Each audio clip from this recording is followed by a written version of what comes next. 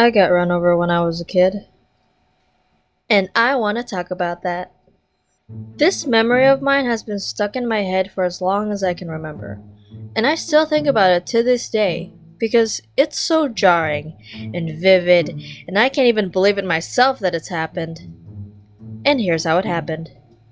I was watching TV with my two siblings, my brother, and my sister. The door was already open. From inside, we can see our old dog, Poncho, chilling in the sun in the front yard and tied up to a lamppost. My sister took pity on him and decided to go out to take him for a walk. And as I kept watching the TV, I heard my sister yelling out in panic, "My frickin' dog got loose!" I guess my sister untied his leash but lost her grip on it. There was no time to find out. I ran out of the house along with my brother to see our dog running away and running quite fast. He was pretty excited to be released, but he was also getting farther and farther away from the house. So what do? I ran after him. 6 to 7-year-old Jen thought she could keep up with this fast-moving four-legged canine with just her two short drumsticks of legs. I kept on running after him till I passed a couple of houses. You could tell that I was pretty determined to catch him all by myself. But alas, I was not quick enough. Poncho went left and disappeared behind some houses, and that's when I decided to stop to catch my breath. There was no way I could catch him like this. So, what was my next great idea? I just thought I could yell out for him and he would come back.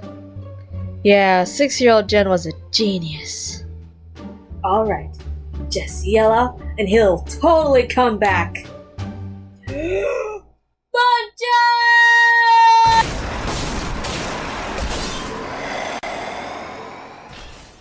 I got hit by a bicycle. And guys, I wasn't just hit by a bicycle. No, as I crashed down onto the ground, the biker kept going, riding on my back and over my head as if I'm just some part of the road. And he kept going, as if nothing happened, just leaving me there. And you know what makes it even more unbelievable? The one riding the bike was my brother. My brother crashed into me from behind, rode on top of me, and just kept on cycling away. No acknowledgement whatsoever. I was beyond disbelief and just started crying on the ground. Luckily, one of my mates at the time found me and took me back home. She had to cover me up with some band-aids because of all the bruises. Ho-ho, it doesn't end there, folks. We still gotta see what the deal is with my traitorous brother of mine. So as I was resting in my bed, the door was already open, and I see my brother walk past my door and he just passed my door. He didn't even look at me.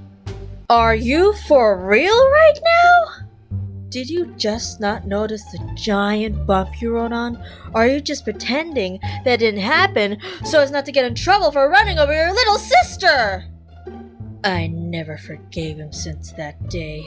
We became long-lasting enemies, battling it out and vowing to make each other's lives miserable! Nah, just kidding. This isn't one of those videos about some sort of evil sibling I have a grudge on. He wasn't even a bad brother back then. Mostly neutral. Unless he had some sort of unknown grudge against me.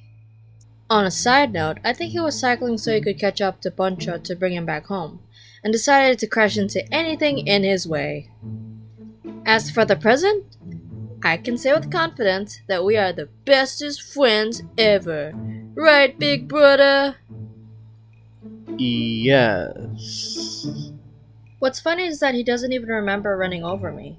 Years after, I asked him if he remembers, and he answers no. Or so he says. Honestly though, it made me consider whether it was all just a dream. Hey, remember when you ran over me with your bike when we were kids? For the 100th time, no. Still, it felt so real, and unlike my other dreams, which are mostly a cesspool of wacky and impossible scenarios, which can only be thought of as dreams, the whole brother crashing into me with his bike? Very believable. Because he's out to get me! No, I'm not!